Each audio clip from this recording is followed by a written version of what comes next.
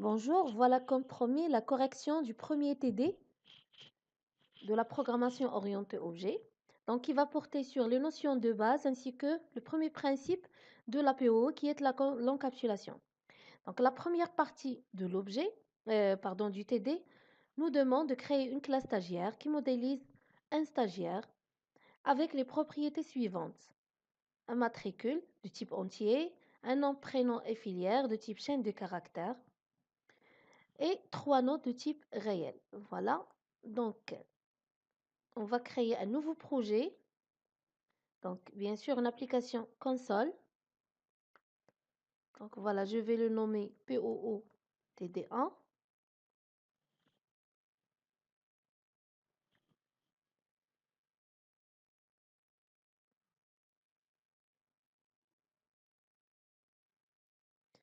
Voilà, donc, comme vous pouvez constater, il nous génère directement la classe programme qui contient le programme principal ou bien la méthode principale, c'est-à-dire le point d'accès à notre projet. Donc, c'est la méthode main qui est toujours déclarée statique parce que c'est une méthode qui n'a aucune relation avec les objets. Le compilateur n'a pas besoin d'instancier la classe programme afin d'exécuter notre méthode et il est void parce qu'il ne retourne rien. Par construction, il prend un tableau de chaîne de caractères pour argument. Voilà, donc je vais ajouter une nouvelle classe. Je vais donner le nom stagiaire à ma classe. Voilà, donc il va nous créer classe stagiaire. Il nous reste d'ajouter nos propriétés. Donc, nous avons le matricule qui est un entier, le nom, le prénom, filière, etc. Donc, il nous est demandé d'écrire la classe stagiaire en interdisant l'accès aux propriétés. Donc, on va déclarer nos propriétés privées, donc private. Donc, soit j'ajoute le mode d'accès private pour nos propriétés,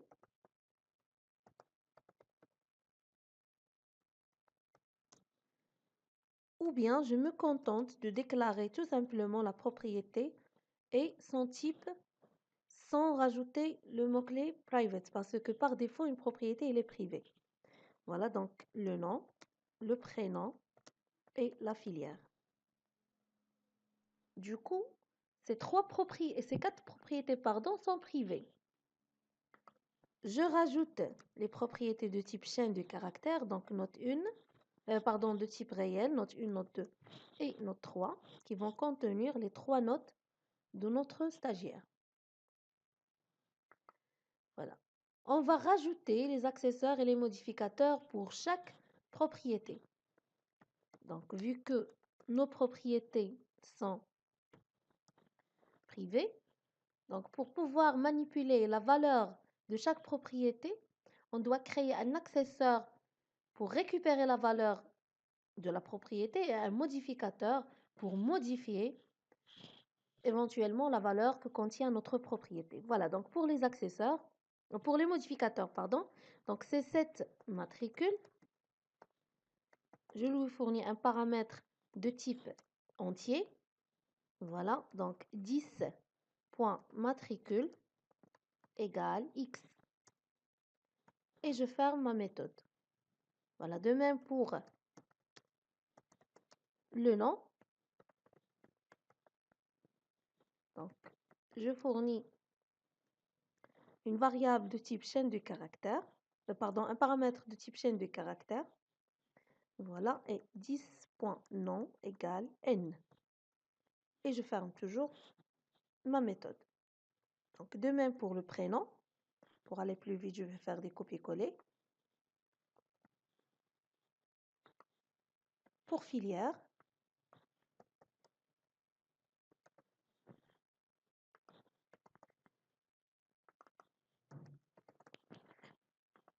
voilà. Pour la première note, donc note 1, cette note 1, je change le type de mon paramètre en double. Par exemple, double A. Voilà, donc note 1 égale A. Donc cette note 2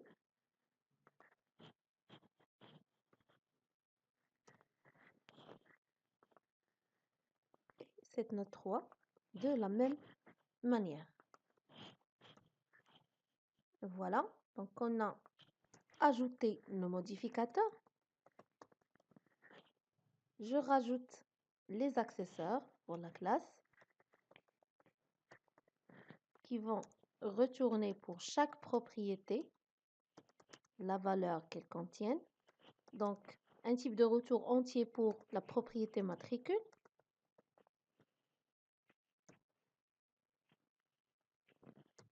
Voilà, donc return 10.matricule. Donc, public chaîne de caractères pour la propriété nom. Et on retourne 10 points le nom. Voilà. Donc, de même pour le prénom, je vais faire du copier-coller.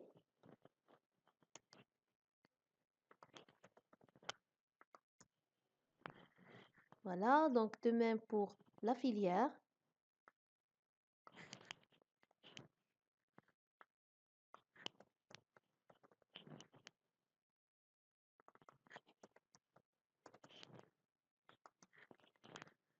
Et pour les 3 notes, donc, je change le type de retour.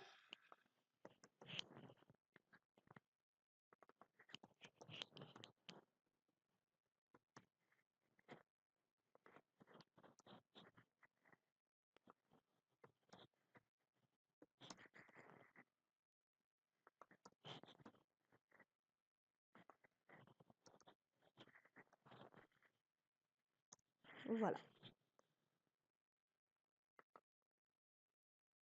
Donc, la troisième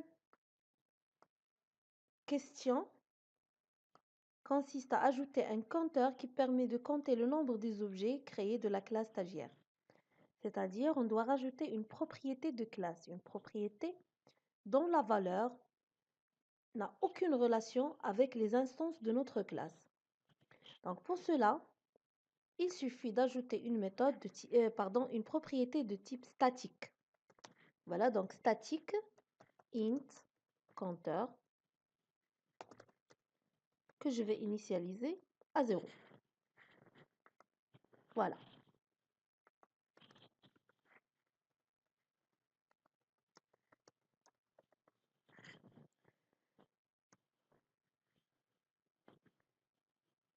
Donc, on passe à la deuxième partie du TD. Donc, ajouter un constructeur sans argument qui initialise le matricule. Donc, le matricule doit avoir la valeur du compteur. Donc, pour cela, on aura l'impression que les matricules des stagiaires s'incrémentent automatiquement. Voilà. Donc, le constructeur, le premier constructeur, voilà. Donc, le constructeur, c'est une méthode assez spéciale qui n'a pas de type de retour et qui a pour nom le nom même de la classe. Donc, il n'a pas public stagiaire. Voilà, donc ici, normalement, on doit fournir la valeur du compteur au matricule. Donc, je vais faire 10.compteur égale, 10.matricule, je m'excuse, égale compteur. Puis, je dois incrémenter le compteur pour dire qu'on a un nouveau stagiaire. Donc ici, l'incrémentation du compteur, je peux la faire avant l'instruction 10.matricule égale compteur si je veux que mes stagiaires prennent pour valeur de base 1, c'est-à-dire le premier stagiaire aura pour matricule 1, la valeur 1. Sinon, donc si je veux que mes stagiaires commencent à 0, c'est-à-dire le premier stagiaire aura pour matricule 0, donc j'incrémente mon compteur après, voilà, l'instruction 10 matricule égale compteur. Donc pour moi, j'opte pour la première solution. De toute façon, un stagiaire qui a une matricule égale à 0 n'a aucun sens. Voilà, donc j'incrémente mon compteur et j'affecte la valeur du compteur au matricule. Donc pour le premier stagiaire, on incrémente le compteur qui est égal à 0, donc il va avoir la valeur 1 et on va mettre cette valeur dans la propriété matricule. Donc si on recrée un nouveau stagiaire, le compteur il sera incrémenté de nouveau. Donc le matricule du deuxième stagiaire aura pour valeur 2 et ainsi de suite. Donc pour la deuxième question de cette partie, ajouter un constructeur avec 3 arguments qui initialisent le nom, le prénom et la filière. Mais il faut faire attention qu'on a un nota bene, voilà, qui nous dit qu'à chaque instantiation d'un objet stagiaire, le compteur s'incrémente et le matricule du stagiaire recevra la valeur du compteur. C'est-à-dire, on aura toujours des matricules qui s'incrémentent automatiquement sans se soucier avec quel constructeur on a créé l'objet. Donc on doit reprendre le même traitement que pour ce matricule, pardon, ce constructeur par défaut, dans tous les autres types de constructeurs. Voilà, donc public stagiaire. On va déclarer nos 3 paramètres de type chaîne de caractères. Donc je vais mettre A, B, C. Voilà, donc 10.nom égale A, 10.prénom égale B et 10.filière égale C. Voilà, mais je dois rajouter ces 2 instructions pour initialiser le matricule toujours par la valeur du compteur et bien évidemment incrémenter le compteur pour qu'il continue à compter le nombre des instances de la classe. Voilà, donc je peux faire le constructeur, je peux l'écrire de la manière suivante, mais je peux faire encore mieux. Donc on peut par exemple, au lieu de réécrire ce bout de code, ces 2 instructions, je peux les réutiliser, c'est-à-dire je peux demander à mon constructeur stagiaire qui prend 3 paramètres qu'il invoque le stagiaire par défaut, le constructeur par défaut, voilà, le constructeur qui prend aucun paramètre, avant de continuer le traitement qui consiste à initialiser les propriétés nom, prénom et filière. Du coup, donc, si on invoque ou bien on crée un objet stagiaire en utilisant ce constructeur qui prend 3 paramètres de type chaîne de caractères, donc la première des choses que notre constructeur va faire, c'est d'invoquer 10, qui est celui-ci. Donc, il va se contenter à incrémenter le compteur, puis à affecter la valeur du compteur à notre propriété matricule. Après, on va initialiser les 3 autres propriétés par les valeurs, d'accord, des paramètres de notre constructeur. Voilà, donc la troisième question, ajouter un constructeur qui initialise toutes les propriétés de la classe stagiaire. Donc la classe stagiaire, il contient cette propriété. Voilà, stagiaire. Donc la première propriété, c'est le nom. Je vais mettre comme paramètre X. Le prénom, d'accord, comme paramètre Y. Z pour la filière. Voilà, N1 pour la première note. N2 pour la deuxième note et N3 pour la troisième note. Voilà.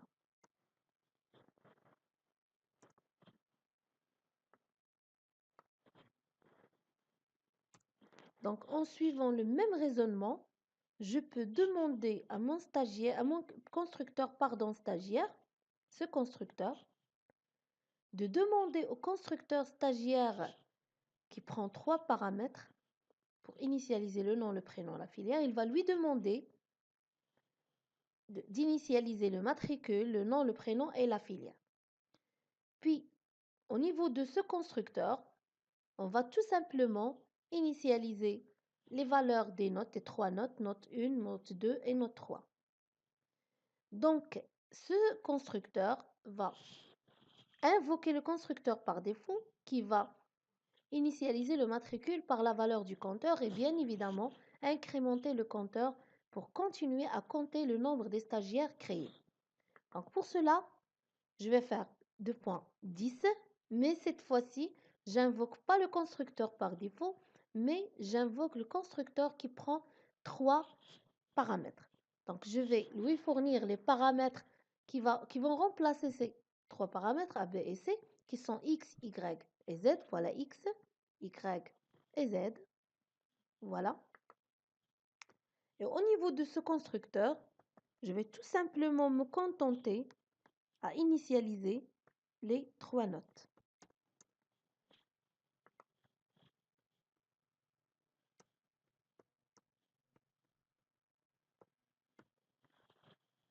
Voilà.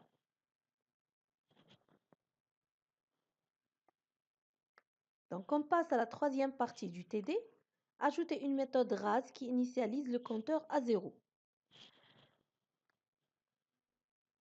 Donc public void parce que c'est une méthode qui retourne rien. Il effectue tout simplement un traitement.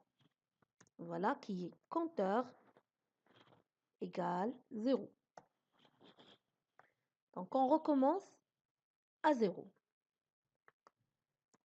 Donc comme vous pouvez voir ici, cette méthode par exemple ne change pas par de traitement ou bien, d'accord, suivant les instances de la classe. C'est-à-dire, même si on a 3 stagiaires, on a instancié 3 stagiaires, donc elle aura le même effet, le même rendu sur les 3 stagiaires.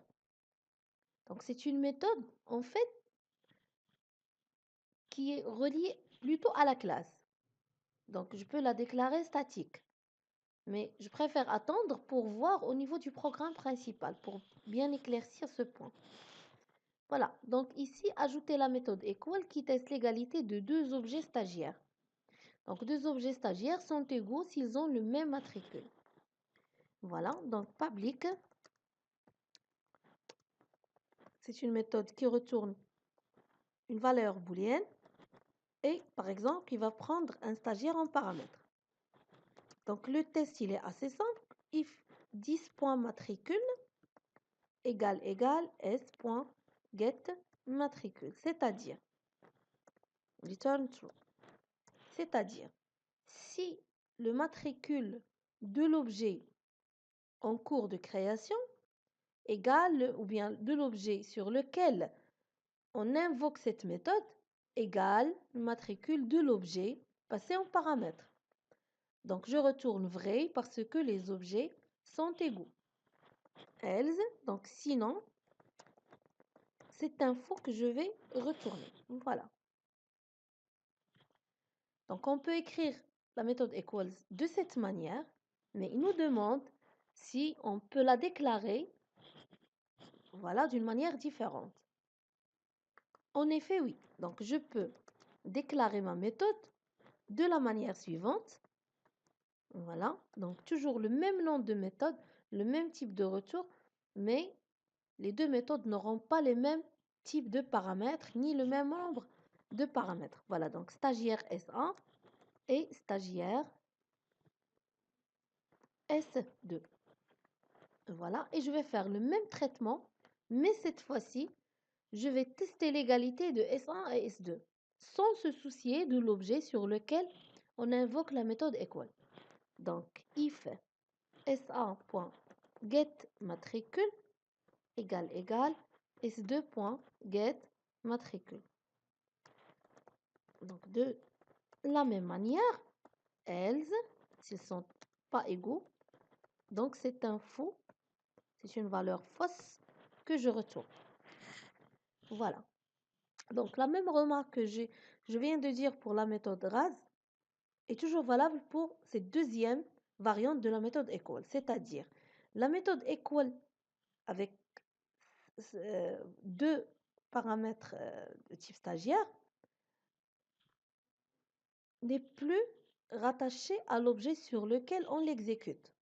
Le plus important, ce sont les paramètres qu'on passe à cette méthode. Donc, quel que soit l'objet sur lequel on exécute ou bien on invoque la méthode equal, la valeur du retour ne change que par le changement des paramètres qu'on passe à cette méthode. Donc, ce qui importe, ce sont les deux paramètres. Bon, une petite astuce pour comprendre tout ceci. Si dans le corps d'une méthode, on remarque l'absence du mot-clé 10, ça veut dire que c'est une méthode statique. C'est une méthode qui est reliée à la classe plutôt qu'aux instances de cette classe, c'est-à-dire les objets. Donc, la même remarque, voilà, on va la dire pour la méthode RAS. Donc, il vaut mieux faire un statique pour ne pas être obligé d'instancier un objet afin d'invoquer la méthode sur cette instance alors que la méthode n'a aucun effet sur l'objet sur lequel elle est invoquée. Voilà. Donc, il nous demande encore une fois d'ajouter une méthode calcul qui permet de calculer la moyenne générale de chaque stagiaire. Donc, je vais faire le plus simple de la manière la plus simple. Voilà. Elle retourne un réel. Donc, c'est calcul. Prend aucun paramètre. Et il va retourner. Donc, 10.note1 plus 10.note2 plus 10.note3. Et je divise le tout par 3. Par exemple. Et point virgule. Donc, comme vous pouvez constater, cette méthode ne peut pas être statique. Pourquoi? Parce qu'elle est reliée, elle est rattachée aux valeurs intrinsèques d'une instance de la classe. Donc, autrement dit, vous pouvez remarquer le mot-clé 10 dans le corps de la méthode. Voilà. Donc, dans le programme principal, on va essayer de créer les 4 objets suivants. Voilà, donc le programme principal, il s'agit de la classe programme. Voilà la méthode main. Donc, je crée le premier stagiaire, st1, égale new stagiaire. Comme vous pouvez constater ici, il nous demande d'initialiser le matricule, le nom, le prénom et la filière. Donc, je vais utiliser le constructeur qui prend 3 paramètres de type chaîne de caractères pour le nom, le prénom et la filière. Ce constructeur, il va invoquer notre constructeur par défaut afin d'incrémenter le compteur et de fournir sa valeur à la propriété matricule. Voilà, donc Karami pour le nom, Lubna pour le prénom et TDI pour voilà la filière. Donc j'incrémente le deuxième objet. Voilà, comme vous pouvez constater, il prend également 4 valeurs pour les 4 propriétés. Le matricule qui s'incrémente automatiquement, une valeur pour le nom, une valeur pour le prénom, une quatrième valeur pour la filière. Donc, de la même manière, je vais utiliser le constructeur qui prend 3 paramètres.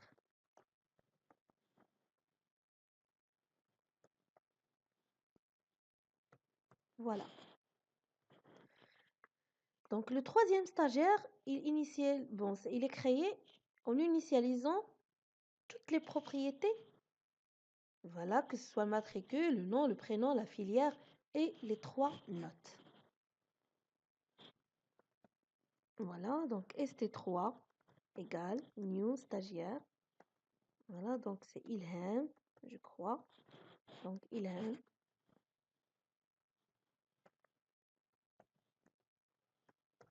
Voilà, filière TRI. Et pour les notes, c'est un 12, 13 et 15. Voilà, donc 12 et 15. Voilà. Et le dernier stagiaire, c'est un stagiaire dont la seule propriété qui est initialisée est le matricule. Donc, on va utiliser le constructeur par défaut pour créer notre stagiaire. Voilà. Donc, il nous demande ici d'afficher les stagiaires. Donc, pour cela, pour faire plus simple, je vais rajouter dans la classe stagiaire une méthode qui permet d'afficher les valeurs pour chaque stagiaire. Donc, qui retourne une chaîne de caractères. Par exemple, je vais la nommer affichage. Et on va attendre le chapitre d'héritage et surtout la surcharge des méthodes pour commencer à appeler notre méthode toString. Voilà. Donc ici, je vais faire 10 matricules, tabulation. Même chose pour le nom, pardon. Une petite tabulation. Le prénom. La filière. La première note. La deuxième note.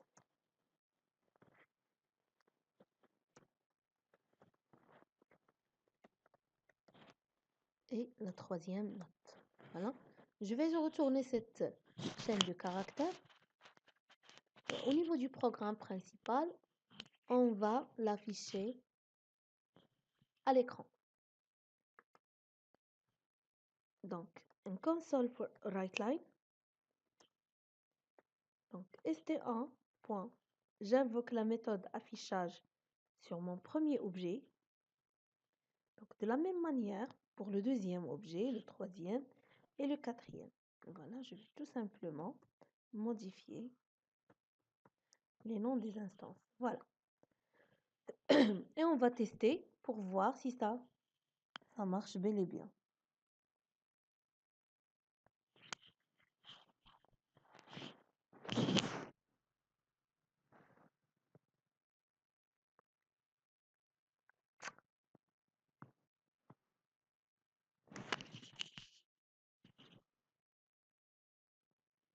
Donc, voilà comme vous pouvez voir.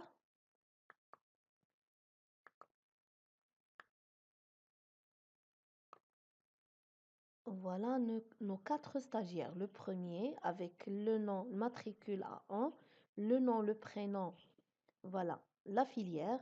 Les notes ne sont pas initialisées. Le deuxième avec toujours le nom, le prénom, la filière. Toujours les notes sont à 0.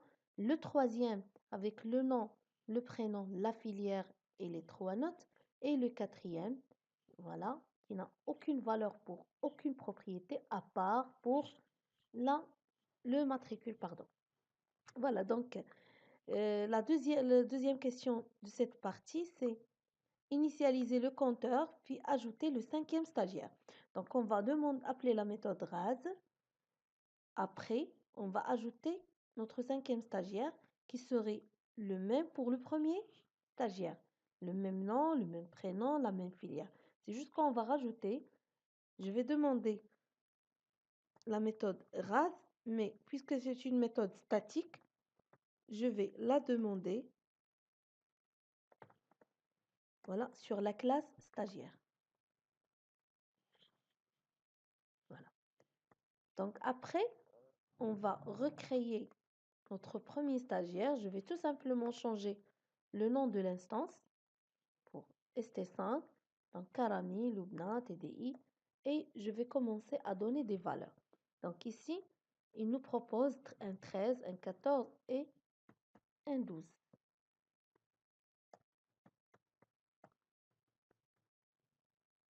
Voilà. Donc, et j'affiche mon nouveau stagiaire et on teste pour voir.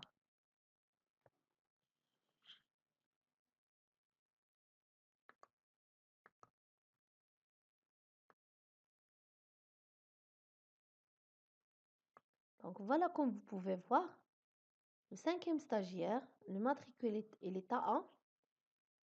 Donc le compteur est bel et bien initialisé à 0, donc incrémenté, puis la valeur qui est 1 est affectée au matricule du 5e stagiaire. Voilà, donc le nom, le prénom, la filière et les valeurs que nous avons données pour les notes. Maintenant, on va tester l'égalité de l'objet ST5 et l'objet ST1. Normalement, on doit avoir une égalité. Donc pour cela, je vais mettre un if et ici, je vais tester les deux méthodes equal. La première qui est dynamique, c'est-à-dire qui est reliée à une instance d'un objet et la deuxième qui est statique. Donc pour la première, je vais mettre par exemple st1.equal. Donc j'invoque la méthode equal sur l'objet st1 et je vais lui fournir l'objet avec lequel il serait comparé, qui est le st5. Voilà, donc if égale à true. Donc je vais faire un console.writeLine. Voilà, donc les deux objets sont égaux. Voilà. Puis un else.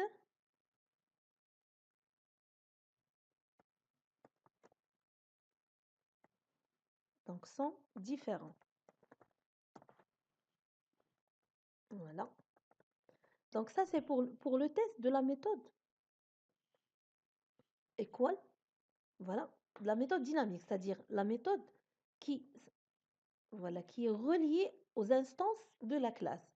C'est-à-dire qui change de valeur pour le traitement. Son traitement change de valeur suite au changement de l'objet sur lequel on l'invoque. Donc si je teste,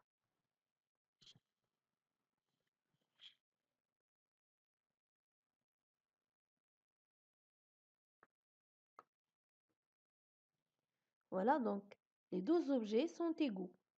C'est normal parce qu'ils ont le même matricule. Maintenant, je vais tester la même méthode, mais, pardon, je vais tester le même traitement, mais en utilisant la deuxième variante de la méthode equal. C'est-à-dire, pour tester ST1 et ST5, je vais les fournir les deux en paramètres. Voilà, ST1, ST5, mais puisque c'est une méthode statique, je vais l'invoquer sur la classe même. Voilà, donc stagiaire.equal st1, st5. C'est bon, donc j'espère bien que vous remarquiez la différence entre les deux variantes de la même méthode. Voilà, et on reteste pour voir.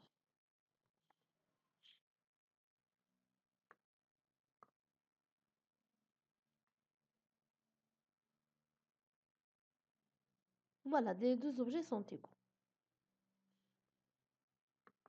Et c'est la fin du TD et c'est ce qu'il faut démontrer.